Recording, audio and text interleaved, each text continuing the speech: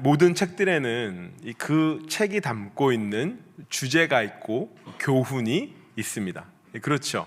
모든 책들에는 그 주제와 내용들이 있고 그 책을 통해서 하고 싶은 이야기들이 있습니다. 여러분 혹시 아이들이 읽는 동화이지만 미운 오리 새끼라는 동화 아세요? 그죠? 들어보셨죠? 오늘 반응이 엄청 좋네요. 네. 이 미운 오리 새끼를 보면 밉고 못생긴 오리였는 줄 알았는데 나중에 보니 얘가 뭐예요? 백조라는 거 아니에요, 그죠? 그래서 이 동화에 그런 아름다운 이야기가 있구나라고 생각하시겠지만 제가 몇 년 전에 한국에 왔을 때 어떤 예능에서 미운 오리 새끼의 주제, 미운 오리 새끼의 교훈에 대해서 이렇게 얘기하더라고요. 여러분, 미운 오리 새끼의 교훈이 무엇이냐면 남의 자식 키워봐야 헛수고이니 내 자식 간수나 잘하자 라고 하더라고요. 웃으시는 거 보니까 저처럼 좀 공감이 되시는 게 있나 봅니다. 네, 웃자고 하는 얘기입니다. 자, 그럼 우리 다른 동화 한번 제가 예를 들어 볼까요? 여러분, 인어공주라는 동화 아세요? 아시겠죠? 그렇죠? 왕자님에게 첫눈에 반해가지고 목소리를 내어주면서까지 그 남자 곁에 있고자 하였으나 결국에 사랑을 이루지 못하고 물거품으로 사라졌다라는 그런 아련한 이야기가 바로 인어공주라는 동화 속의 이야기인데, 여러분 다시 한번 여쭤보겠습니다. 그 교훈이 뭐예요? 남의 남자를 넘보면 천벌을 받는다. 이게 이제 그 교훈이라고 그 예능에서 얘기하더라고요. 물론 여러분 그냥 웃자고 한 소리입니다. 왜냐하면 제가 여러분에게 사실 드리고자 하는 말씀은 우리가 오늘 듣고 읽는 성경에도 주제가 있고 하고자 하는 이야기가 있습니다. 우리가 이 성경을 읽고 그 얘기를 귀를 기울이는데 성경에서도 우리에게 전하고자 하는 메시지가 있을 거 아니에요, 그렇죠? 주제가 있을 거 아닙니까? 자, 그렇다면 동시에 성경은요, 창세기부터 이 요한계시록까지 66권의 성경이 모여져서 합쳐져서 우리가 성경책이라고 부르는데, 말씀드렸듯 66권의 책이 서로 다른 저자, 서로 다른 스타일, 서로 다른 장르가 모여져서 하나의 책이 되었으니 사실은 그 책들이 하나의 통일성을 이루고 있다는 것 자체가 좀 어불성설인 것 같아요. 그러함에도 많은 신학자들은 얘기합니다. 우리가 읽는 이 성경은 예수 그리스도에 대한 이야기가 처음부터 끝까지 이어진다라고 이야기해요. 즉, 우리가 읽는 구약 성경은 보내실 예수 그리스도에 대한 이야기, 그러니까 하나님께서 우리의 모든 상황과 일들 속에서 내가 내 아들을 보낼 거야, 내 구원자를 보낼 거야 라는 보내실 예수 그리스도에 대한 이야기를 구약에서 담고 있다면, 신약 성경은 오신 예수 그리스도, 구약에서 약속한 내가 이 아들을 보낸다, 이 사람을 보낸다 라고 했던 그 분이 바로 이분이다 라는 것을 얘기하는 것이 바로 신약 성경일 것이고, 또한 다시 오실 예수 그리스도에 대한 이야기를 담고 있는 것이 신약 성경의 이야기이기 때문에 우리는 그래, 성경의 가장 중심 이야기는 예수 그리스도야 라고 모두가 동의하실 거예요. 자, 그런데 여러분에게 여쭤보고 싶습니다. 여러분들이 이 구약의 성경책이나 이곳 안에서 반복되어지는 하나님에 대한 이야기, 반복되어지는 하나님의 아들에 대한 이야기들이 항상 창세기부터 민수기, 열왕기, 이 내용들에 다 예수님 이야기가 나오진 않거든요, 사실은. 그러니까 신약과 구약 가운데 신약이야 당연히 예수님에 대해서 증거하고 그분의 사역, 그분의 오심에 대해서 얘기하지만 구약 성경에 예수님, 그리스도 이렇게 얘기하진 않잖아요.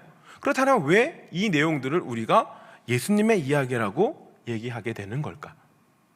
이 구약 성경의 이야기는 우리에게 하나님의 어떠한 방향과 의도라는 것을 읽고 보게 해줍니다.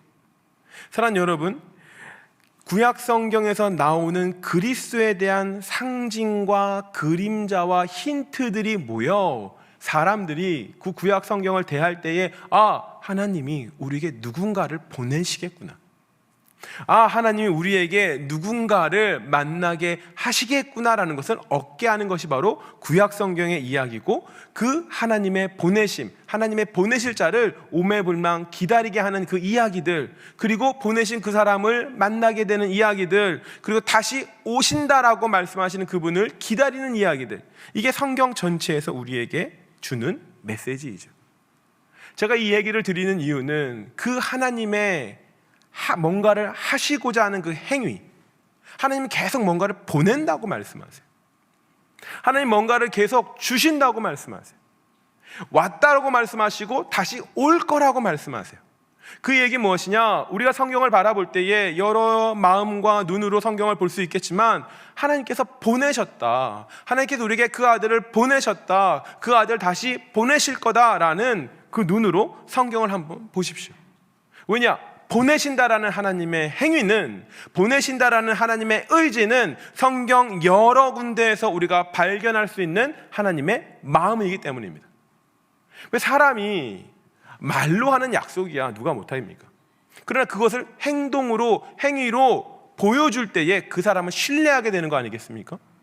마찬가지입니다. 하나님이 보내겠다라고 말씀하는 것뿐만이 아니라 내가 보냈다, 그가 예수 그리스도이다, 내가 다시 보낼 것이다 라는 그 메시지 가운데 하나님의 보내심이 드러나고 나타나기에 우리는 오늘도 다시 오실 예수 그리스도를 기억하며 예배하고 있는 것입니다. 우리가 그 내용을 살펴볼 텐데, 먼저는 우리가 오늘의 본문을 살피기 전에 누가복음 4장 18절 말씀을 같이 보시면 좋을 것 같습니다.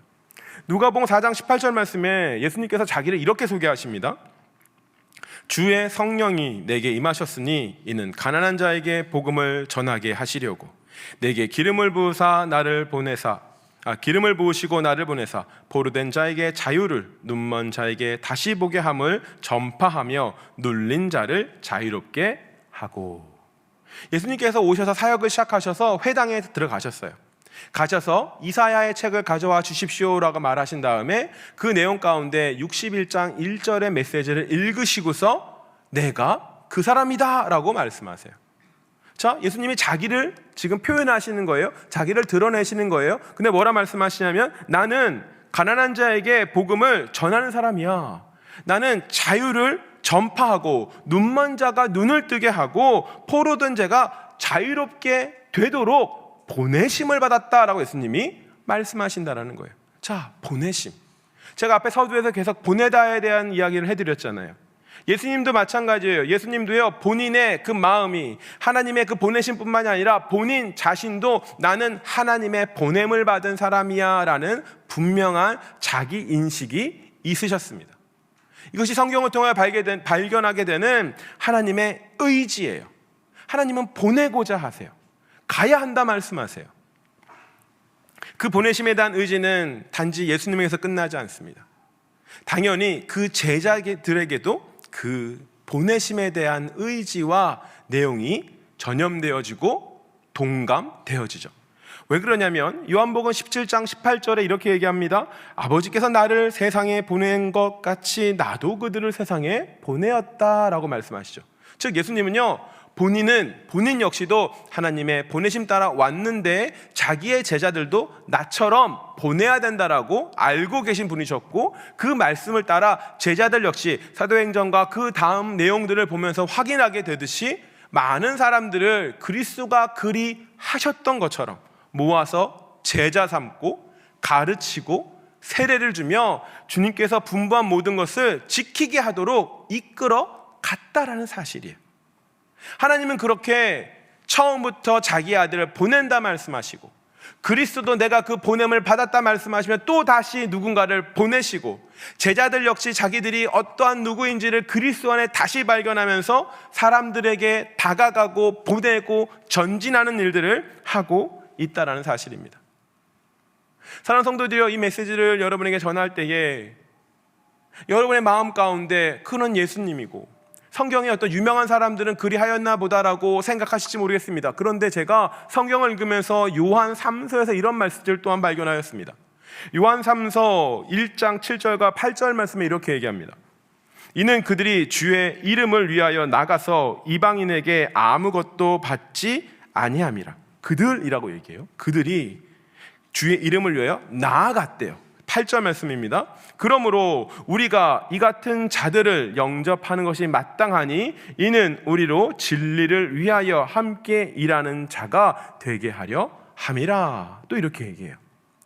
여러분, 여기에 나오는 그들, 8절 말씀에 이 같은 자들이라고 요한 사도가 콕 집어 말하고 있거든요. 사실 이들이 누군지 모릅니다. 이들의 이름은 없습니다. 무명의 그리스도인이고 무명의 사역자들이었어요. 근데 성경에 이런 무명의 사역자들, 무명의 그리스도인이 참 많이 나오거든요. 그런데 그들에 대해서 성경이 뭐라 얘기하냐? 그들은 이 요한과 동일하게 하나님의 진리를 선포하기 위하여 보내심을 받은 자들이다라고 인정받고 있다는 사실이에요. 즉, 성경에서 비록 선택된 자들의 이름이 나오고 그들이 하나님의 보내심과 하나님의 이끄심이 있다라고 이야기하지만, 성경이 말하는 우리 모두가, 성경에서는 우리 모든 사람들이 하나님의 지키심과 보호하심 가운데 보냄을 받은 자다라고 말한다는 사실이에요. 상성도들이요, 여러분이 비록 이름 없는 작은 자라 할지라도 하나님의 보내심 가운데 있음을 기억하시길 소망합니다. 여러분의 형편과 상황이 그것을 감당할 수 없을 만큼 연약하고 흔들린다 할지라도 여러분을 향한 하나님의 마음은 항상 견고하고 동일합니다. 하나님은 여러분을 보내시길 소망합니다. 여러분의 삶 가운데, 여러분이 만나는 모든 환경 가운데 하나님이 드러나고 나타나고 보여지길 원하신다는 사실이에요. 우리가 살아가면서 가장 아쉬운 것은 교회 내에 많은 이들이 구원을 얻었으니 끝났구나, 와 이루었구나, 감사하구나 라고 생각하고 멈춘다라는 사실입니다. 요한복음 3장 16절 말씀 아십니까? 너무 유명한 말씀이잖아요, 그렇죠? 우리 같이 한번 읽어볼까요? 하나님이 세상을 이처럼 사랑하사 독생자를 주셨으니 이는 그를 믿는 자마다 멸망하지 않고 영생을 얻게 하려 하심이라. 아멘. 여러분, 하나님께서요 이렇게 하신다고 말씀하세요. 화면 계속 띄워주세요. 말씀 같이 볼 거예요. 하나님께 뭐라 말씀하시냐면, 이 세상을 구원하고자 하시는데 지금 이 하나님의 동기가 뭐예요? 이 일을 하시고자 하는 하나님의 동기, 뭔가 마음이 움직이는 그 포인트가 있잖아요. 사랑이죠. 하나님이 세상을 사랑하셨대요. 이게 모든 일들의 출발점입니다. 하나님이 너희를 사랑하셨어. 이유가 없죠. 사랑하면서 이유가 어디 있습니까? 사실 정말 사랑하는 사람들에게 물어보면 왜 저 사람이랑 결혼해? 왜 저 사람이랑 만나? 라고 말을 하면 여러분, 사실 이유가 없는 게 정답이죠. 왜? 이유가 사라지면, 이유가 없어지면 사랑하지 않을 거예요? 그건 아니잖아요. 물론 여러분, 요 정도 되면 다들 왜 결혼하셨어? 그러면은 다 잊어버리셨죠, 그죠? 그냥 정으로 살아요, 가족이에요 라고 하실 수도 있지만, 여러분에게 새로운 사랑의 능력이 일어나기를 소망합니다. 아멘. 자, 하나님께서 세상을 구원하시는 그 동기는 사랑이라고 말씀하세요. 그 사랑이 모든 것을 덮고, 그 사랑이 모든 걸 시작하게 하고, 그 사랑이 모든 걸 가능하게 하신다라는 거예요. 근데 동기가 사랑이라면 하나님이 무엇을 사용하셔서 세상을 치유하시고 구원하십니까? 성경 말씀에 뭐라 얘기나요? 독생자를 주셨으니. 사랑의 동기가 되어서 독생자를 주시는 그 방법을 도구로 삼아서 세상을 치유하시는데, 독생자를 주셨다는 것은 곧 그의 사랑하는 아들을 어디에다 주셨다는 거예요? 십자가에 주셨다는 거예요. 사랑하는 여러분, 우리가 교회 안에 예배하면서 십자가, 은혜, 사랑을 많이 이야기하지만 이건 분명한 하나님의 도구라는 거예요. 십자가 자체가 중요한 것이 아니라 십자가가 가진 그 의미와 메시지, 하나님의 도구 되어서 이것이 우리를 하나님께로 인도하며 구원받게 하기 때문에 그 십자가가 중요한 것이죠. 하나님께서 그 아들을 십자가에 내어 주심으로 그것을 도구 삼아 세상을 치유한다라고 말씀하십니다. 그리고 그 결과 어떠한 일이 우리에게 일어납니까? 세상이 지금 멸망에서 뭘로 바뀌어요? 영생으로 바뀌잖아요. 하나님의 방법은 이런 것입니다. 우리를, 그 아들을 십자가에 보내시는 방법을 통하여 우리를 멸망에서, 사망에서 생명으로 옮긴다고 말씀하십니다. 우리를 사단의 나라에서 하나님의 나라로 옮긴다라고 하나님이 말씀하세요. 근데 여러분, 우리가 이 얘기를 들을 때 그래, 그러니까 구원이 중요한 거야, 내가 구원받았어야 돼, 내가 구원받았으니 이제 여한이 없구나, 이렇게 생각하시는 분들이 너무나 많은 것 같아요. 물론 우리의 공동체 가운데는 없을 줄 믿습니다. 그러나 한국교회 가운데 많은 이들이 한계에 부딪히고 많은 교회가 세상 가운데 능력을 발휘하지 못하는 이유는, 그래, 우리가 구원받았으니, 우리 공동체가 구원받았으니, 우리 공동체가 하나님의 은혜 가운데 있으니 되었다, 여기서 멈추자라고 하기 때문에 모든 문제가 발생되어지는 줄 믿으시길 바랍니다. 우리가 멈췄기 때문에, 내가 구원받았고 내 가족이 구원받았고 내가 아는 사람이 구원받았기 때문에 우리가 멈춰있기 때문에 세상으로부터 비난과 질시를 받는 겁니다. 우리의 복음은 처음부터 하나님이 의도하신 것은 항상 보내시는 것이었어요. 그리고 그 보내시는 그곳 안에서 하나님이 역사하시고, 보내시는 그곳 안에서 하나님의 기적이 나타나고, 보내시는 그곳 안에서 병이 떠나가고 귀신이 쫓겨나간 일들이 나타났는데, 교회가 그 보내시는 일들 가운데 삶의 최전선에서 함께 싸우는 일들을 해나가지 않기 때문에 우리에게 그 문제들이 일어나고 있는 거예요. 사랑교회 사람들이요, 제가 설교회 초반에 동화 이야기를 해드렸습니다. 동화는 끝날 때 어떻게 끝나요, 여러분? 끝나면 그냥 행복하게, 그 후로 그들은 행복하게 살았습니다. 신데렐라든 백설공주든 다 그 후로 그들은 행복하게 살았습니다 라고 얘기해요. 지사님, 권사님, 정말 행복할까요? 그죠? 처음은 좋죠. 그래서 그걸 허니문이라 그러잖아요. 신혼이라 그러잖아요. 근데 이게 신혼이 지나면서 이 남자의 치약 짜는 것도 밉고, 양발 뒤집어 놓는 것도 밉고,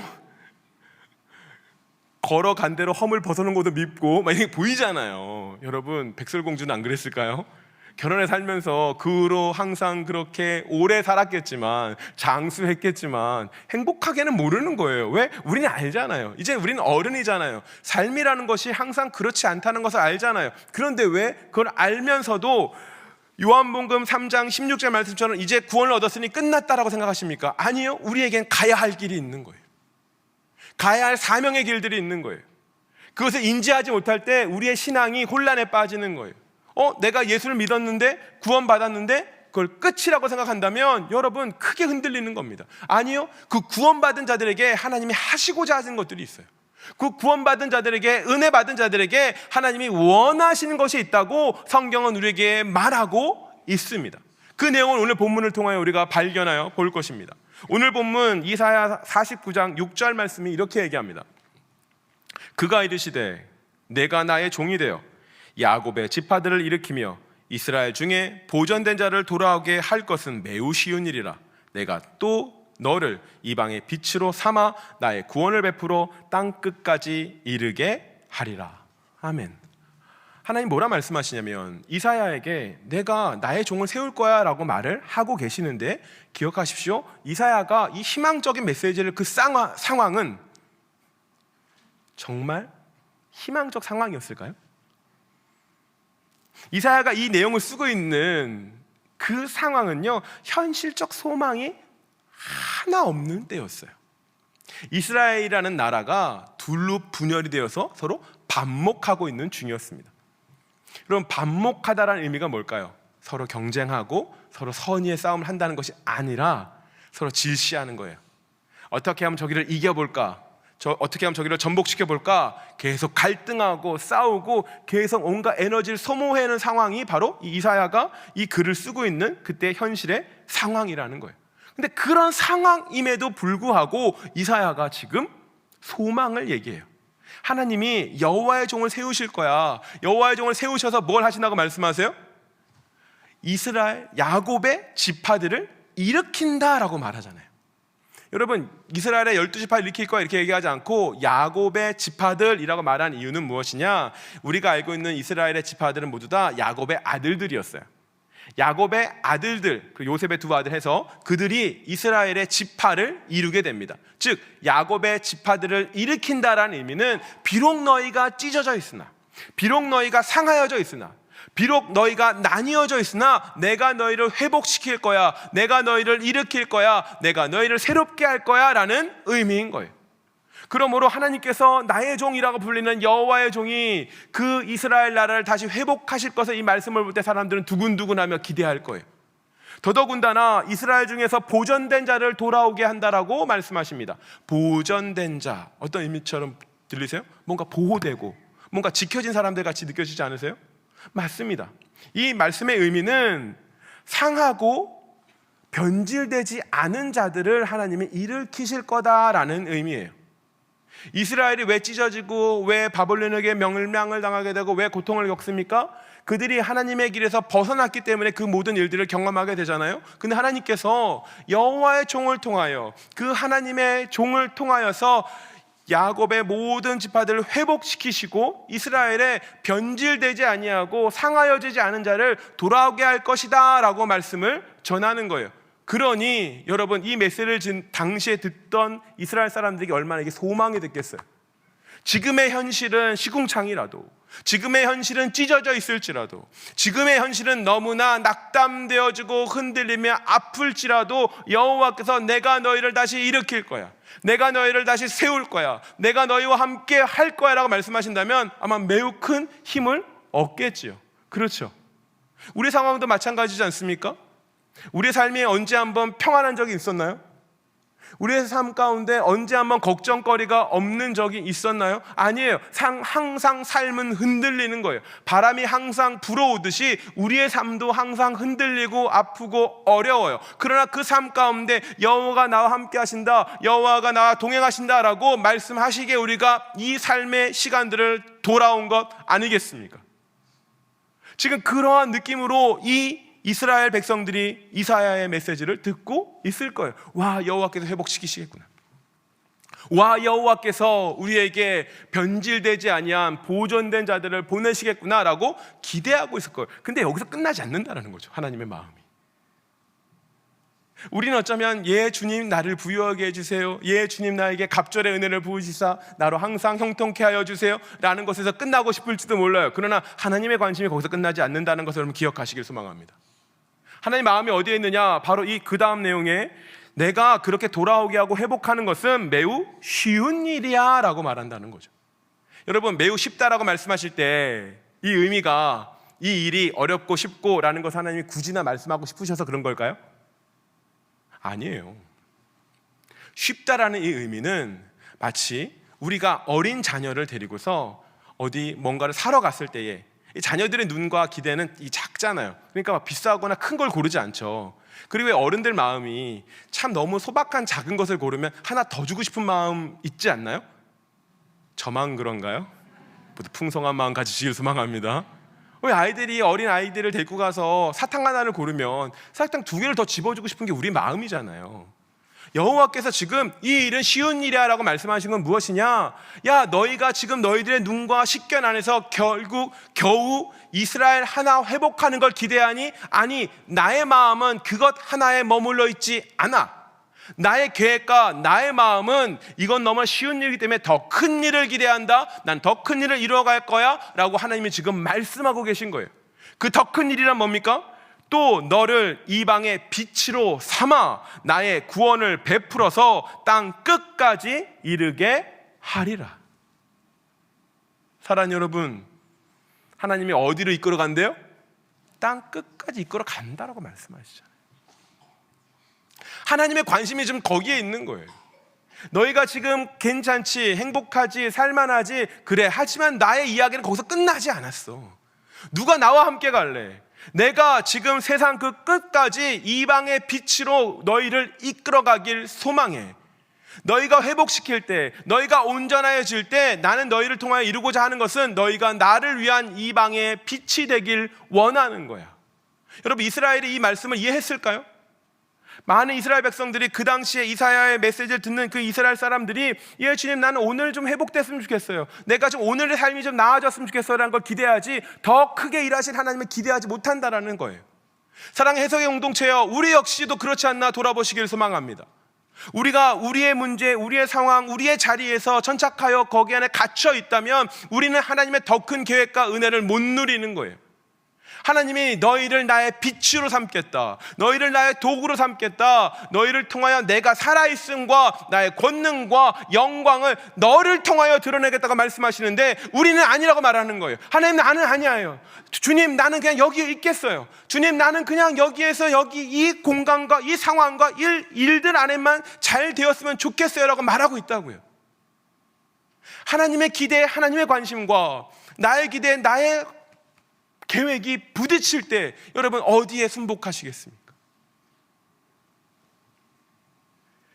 이사야의 메시지를 듣는 이들에게 많은 이들은 그들 자신이 이방의 빛이 될 것을 기대하거나 소망하지 못하였을 거예요.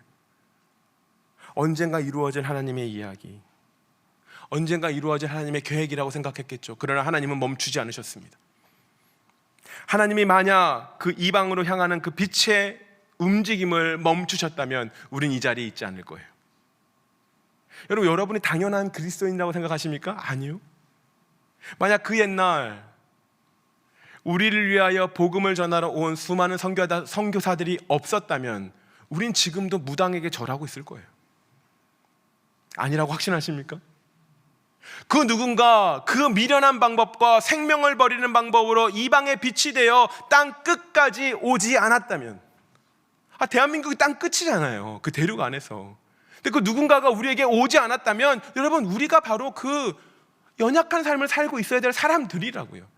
지금도 큰 나무와 큰 돌과 무당에게 절하며 두려움 가운데 잡혀 살아졌던 사람들이 바로 우리라고 성경이 얘기하는데, 그 일을 여호와의 이방의 빛을 품은 자들이 와서 전하고 회복시키고 나타냈다라고 말한다고요. 하나님의 주된 관심, 초지일관, 하나님이 향하는 방향은 나아가는 겁니다. 보여주는 겁니다.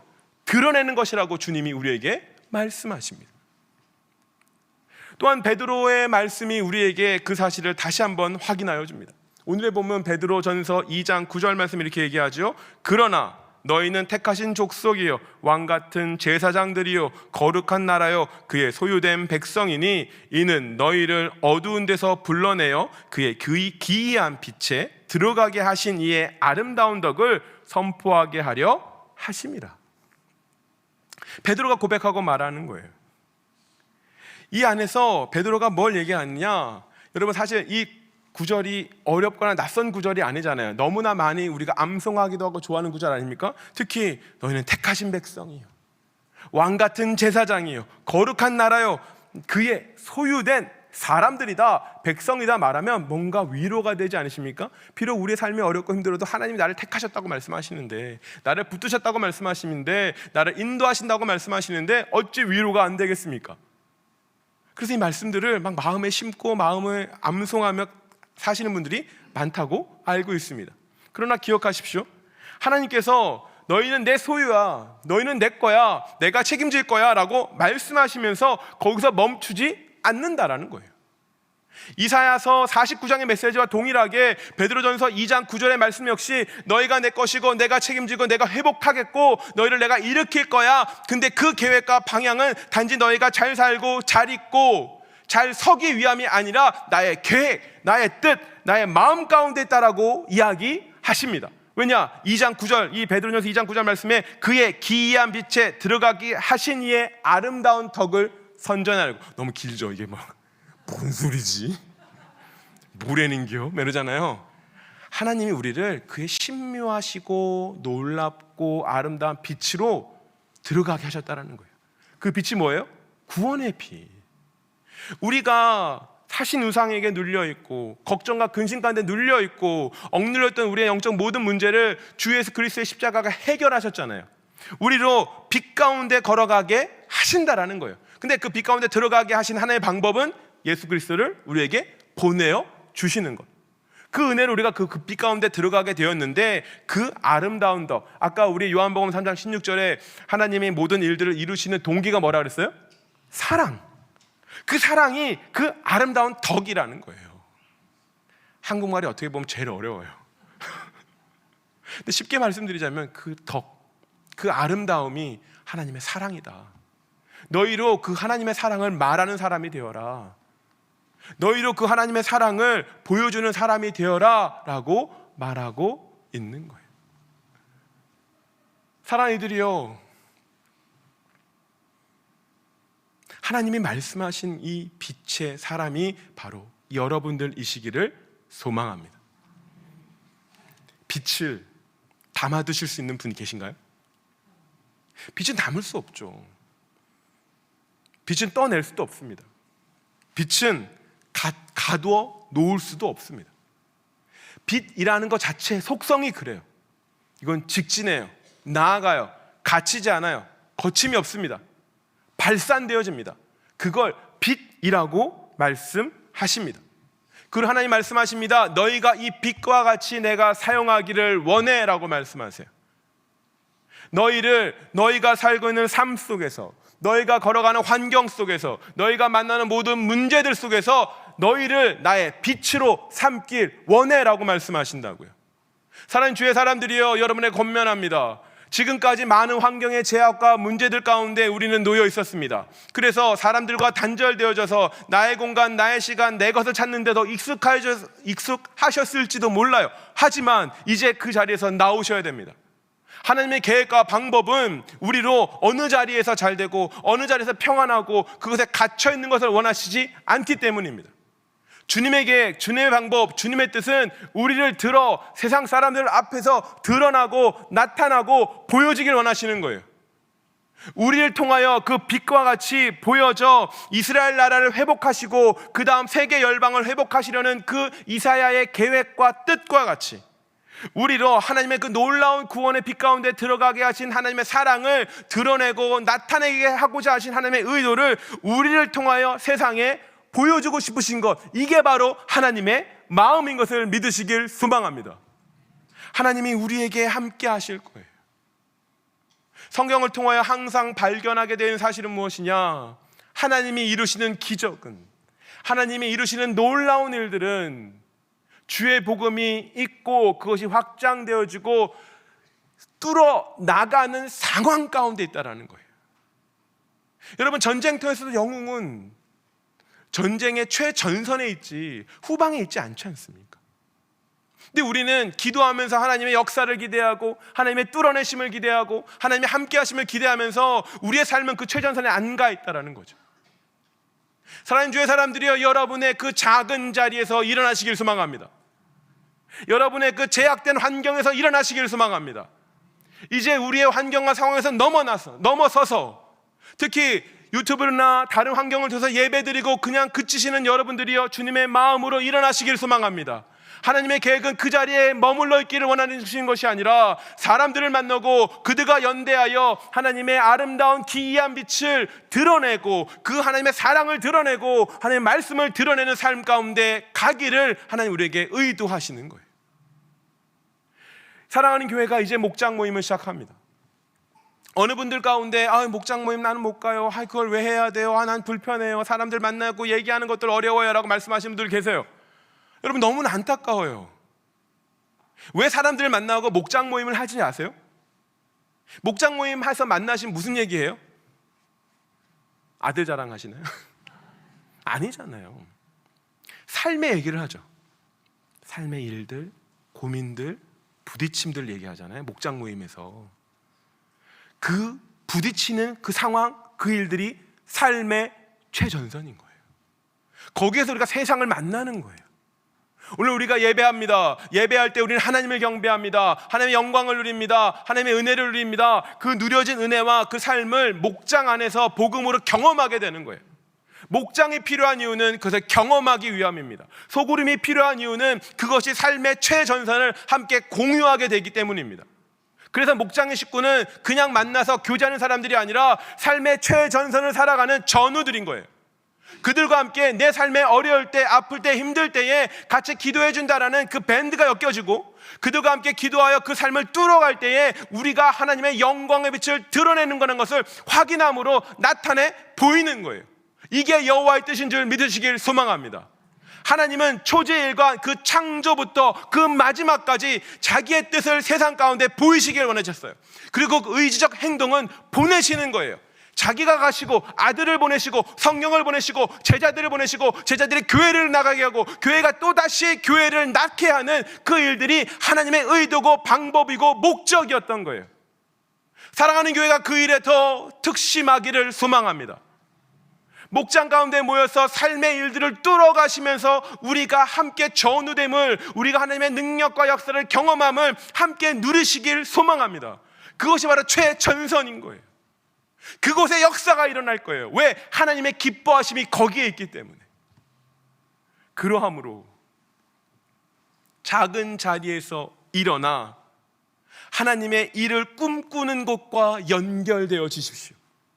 그들과 연대하십시오. 그들과 소통하십시오. 그들과 나누십시오. 그러할 때 하나님의 일하심이 일어날 거예요. 하나님이 이끄시는 그 자리를 향하여, 길을 향하여 나아가십시오. 그곳에서 여러분은 하나님을 보게 되실 겁니다.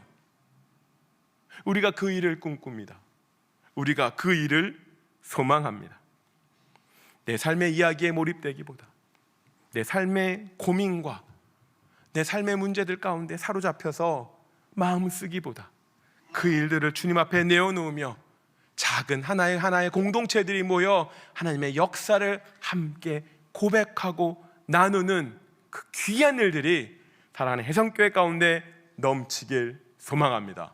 아멘. 기도하겠습니다.